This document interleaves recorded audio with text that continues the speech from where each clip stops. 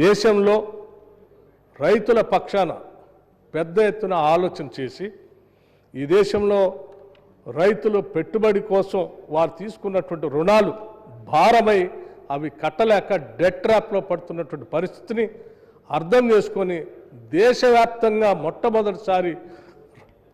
రైతులు తీసుకున్నటువంటి రుణాన్ని మాఫీ చేసినటువంటి మొట్టమొదటి ప్రధాని కూడా డాక్టర్ మన్మోహన్ సింగ్ గారు. ఈ విషయాన్ని ఈరోజు మనం ఈ రాష్ట్రంలో 2 లక్షల రూపాయల రుణమాఫీ చేసుకున్నటువంటి సందర్భంలో